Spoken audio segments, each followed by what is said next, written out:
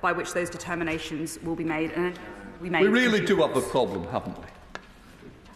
Home Secretary, I'm actually talking to you. Mr. Speaker, I think the British people can see exactly what their plan is.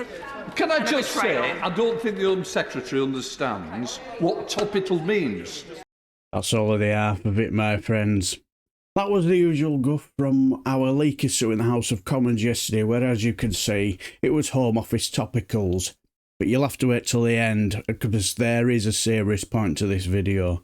But anyway, we'll go to Yvette Cooper and Suella Braverman went at it, and then it all kicked off. By which those determinations will be made. And we really do have a problem, haven't we? Home Secretary, I'm actually talking to you. I'm bothered that these are topicals. People here do want to catch the eye. We cannot carry on making statements to every question. Topicals means topical. Please, we're going to be here some while, and I hope you understand. And now comes the Shadow Home Secretary, Yvette Cooper. Thank you, Mr. Speaker. On the 7th of March, the Home Secretary emailed Conservative supporters saying, "Today we're changing our laws and bringing the small boat crossings to an end." Since then, 20,000 more people have arrived. She's not applying her own law because it doesn't work. Asylum hotels are up, no date to end them. Foreign criminal returns are down. The Independent Borders Inspector has said, "This is no way to run a government department."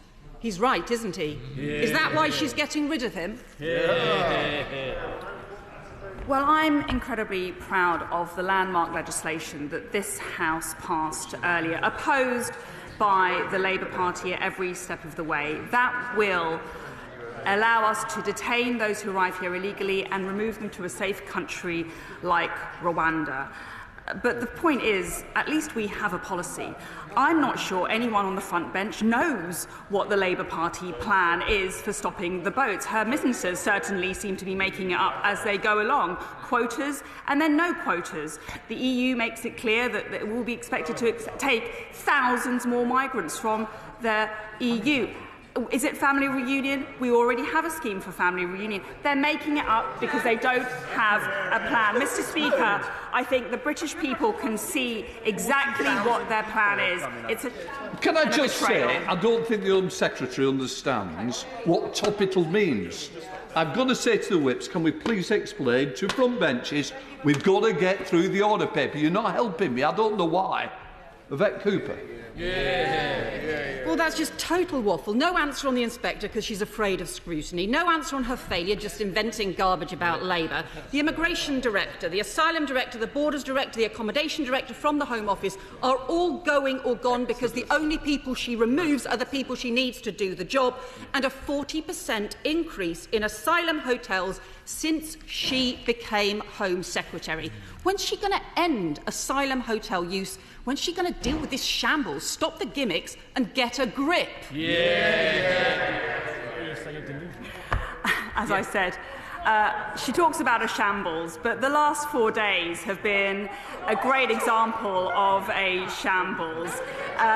The EU has called her party delusional when it comes to their grand plan on stopping the boats. They disagree with the National Crime Agency on how to solve the problem. The reality is that they're on another planet on how to stop the boats. They're not based in reality, they're not grappling with this challenge, and they're not being honest with the British people.